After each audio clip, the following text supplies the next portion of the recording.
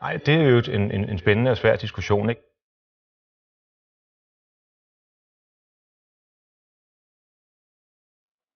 Danskhed, det er jo sådan noget med røde pølser og hjemmeværende og supedua, og det kan jeg slet ikke forholde mig til.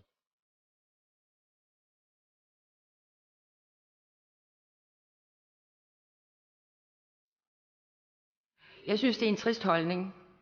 Absolut. Det synes jeg, det er.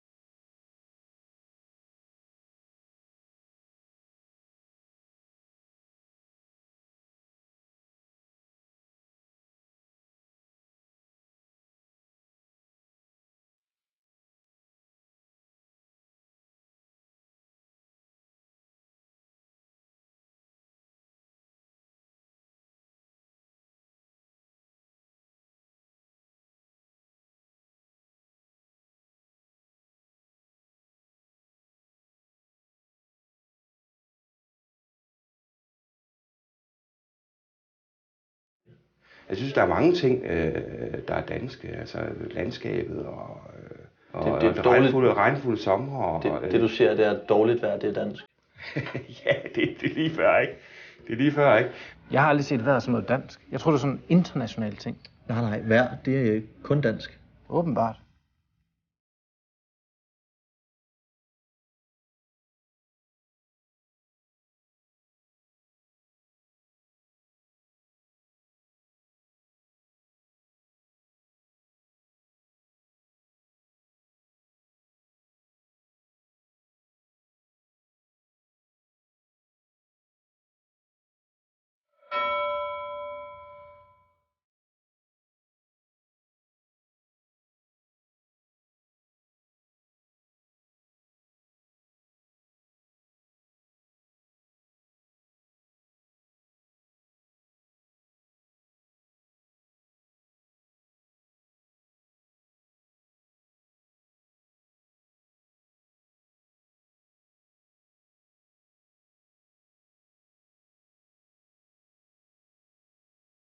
Det er jo også en del af vores kultur, det er det danske sprog.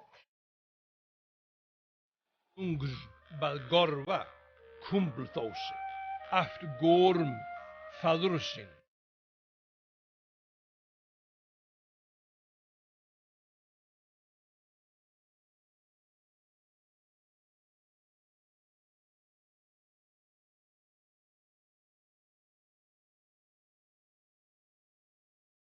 Og derfor er der utrolig mange problemer her. Det burde de dykke ned i.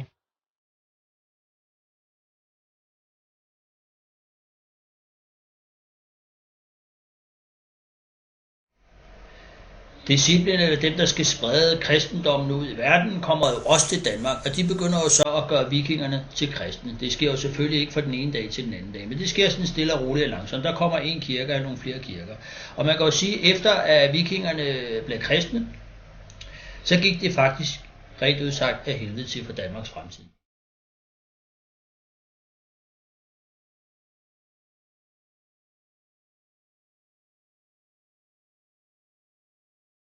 Altså, det er jo pinligt.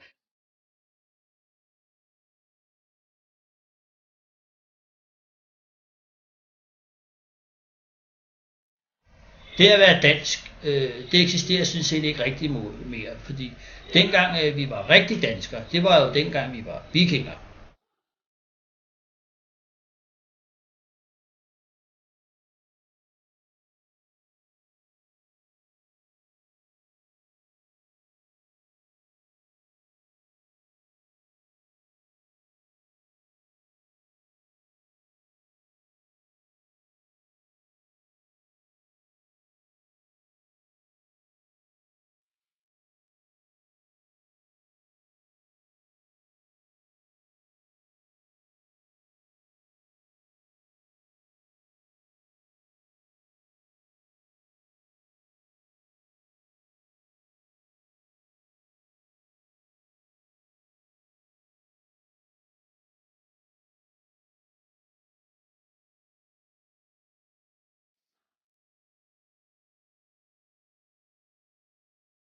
Altså det synes jeg, der er lidt af en erkendelse sådan set.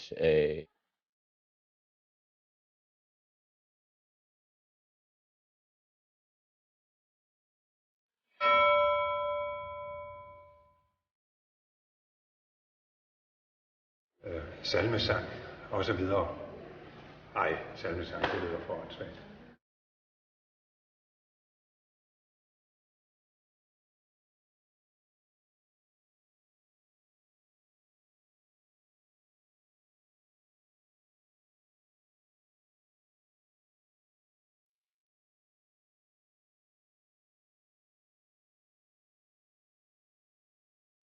Altså det synes jeg, der er lidt af en erkendelse sådan set.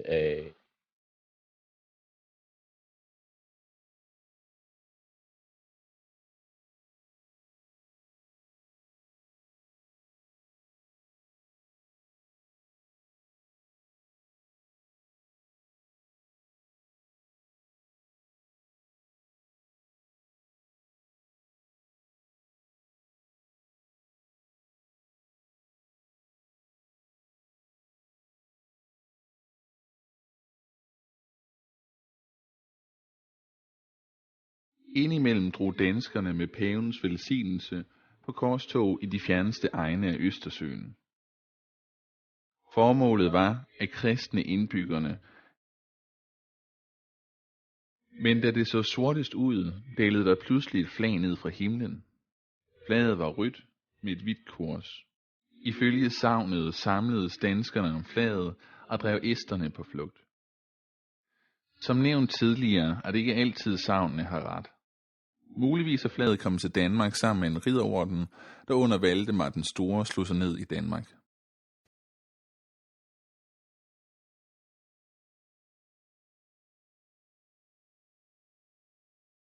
Altså det synes jeg, der er lidt af en erkendelse sådan set.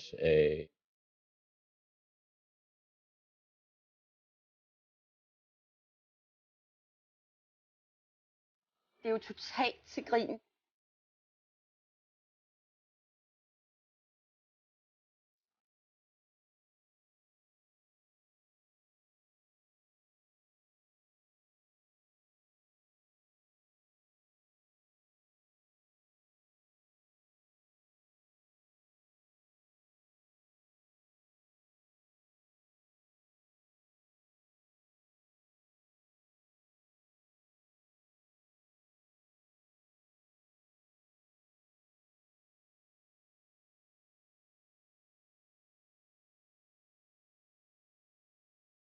Jeg synes faktisk, det er klamt.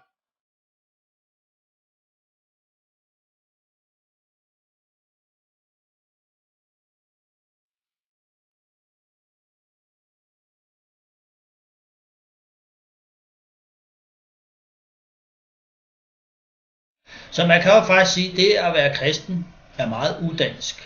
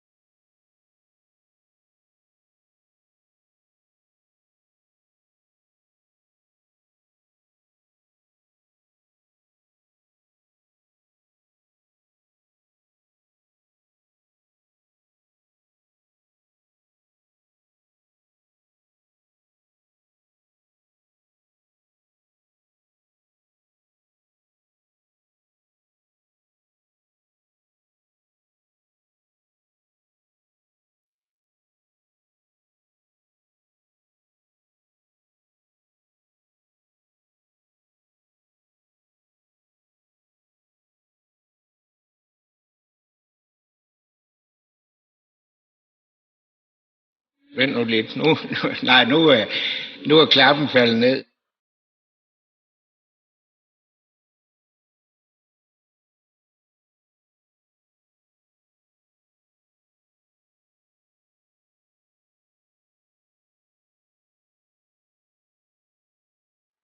Jeg ved ikke rigtig, hvad for en af sagerne, der er bedst eller dårligst.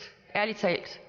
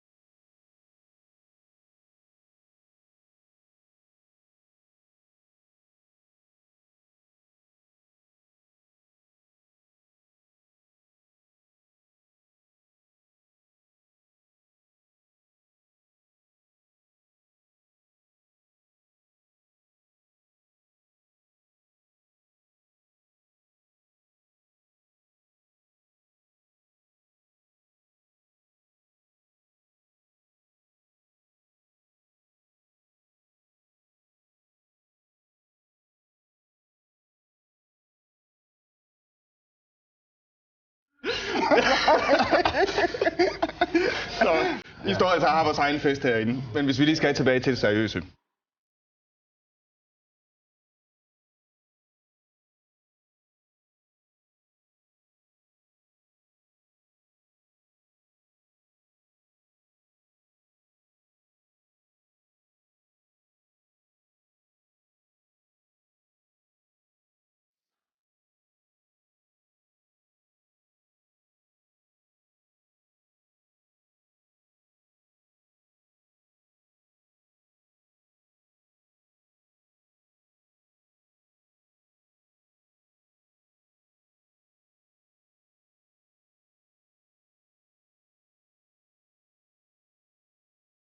Altså det synes jeg, der er lidt af en erkendelse sådan set.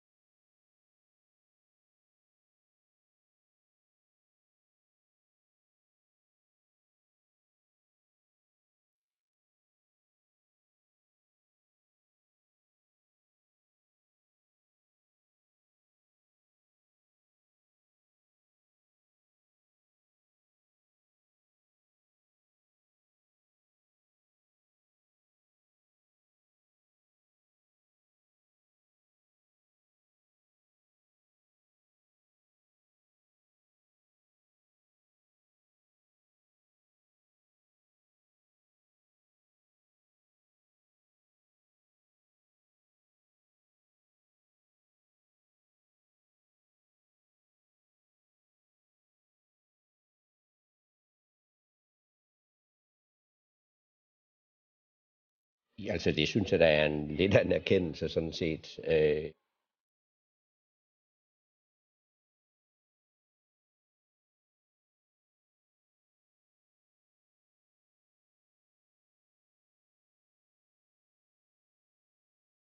Altså det synes jeg, der er lidt af en erkendelse sådan set.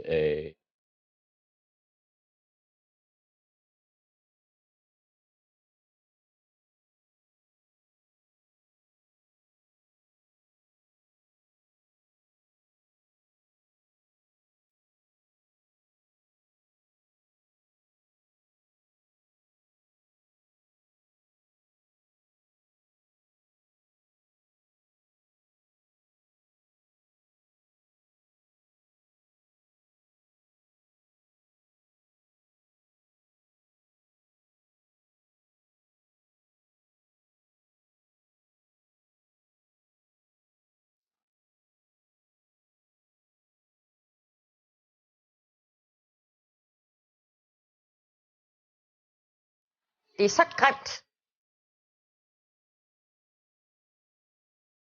Og sådan noget synes jeg, man skal holde sig fra.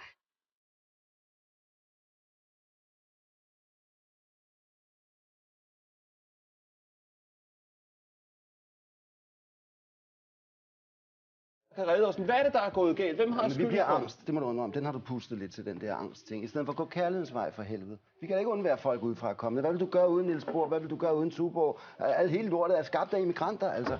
Please, altså, come on. Efter min mening spiller Dansk Folkeparti på de laveste instinkter i politik, på frygt, på afmagt. At hun ikke aner, hvad det er for en gift, hun spreder ud i det danske samfund med de ting, hun siger. Jeg synes, det er uværdigt. Jeg synes, det er usympatisk. Jeg synes, det er ulækkert ud over alle grænser. Hvor vi bor en masse mennesker med forskellige baggrunde og forskellige holdninger. Vi deler det land. Det kan da ikke lige pludselig fra den ene dag til den anden ene alene tilhøre en eller anden rynket, krumnæset møgkælling med lampeskærmhår. Diskussionen om den danske udlændingedebat er igen blevet antændt på baggrund af terrorhandlingen i Norge. En række fremtrædende debattører mener, at terrorhandlingen bør føre til selvrensagelse hos Dansk Folkeparti. Handlingerne var tilsyneladende den 32-årige Anders Behring Breiviks alene.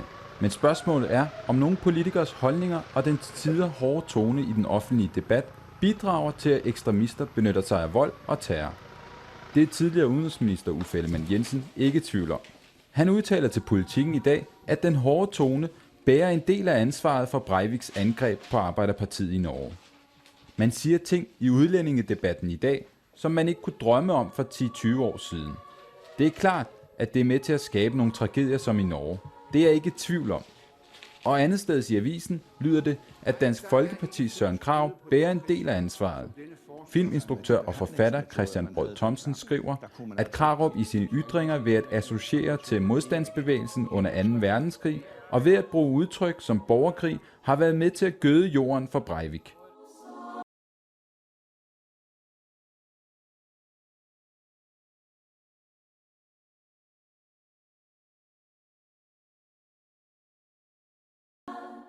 Efter min mening spiller Dansk Folkeparti på de laveste instinkter i politik, på frygt, på afmagt. At hun ikke aner, hvad det er for en gift, hun spreder ud i det danske samfund med de ting, hun siger. Jeg synes, det er uværdigt. Jeg synes, det er usympatisk. Og jeg synes, det er ulækkert ud over alle grænser. Jeg synes, det er blevet sådan lidt voldsomt symbol. Jeg kan ikke lide det mere. Det er blevet nærmest en helt nynazistisk, sådan noget Dansk Folkeparti. Uanset hvor mange anstrengelser man gør sig, set med mine øjne, stuerene, det bliver I aldrig.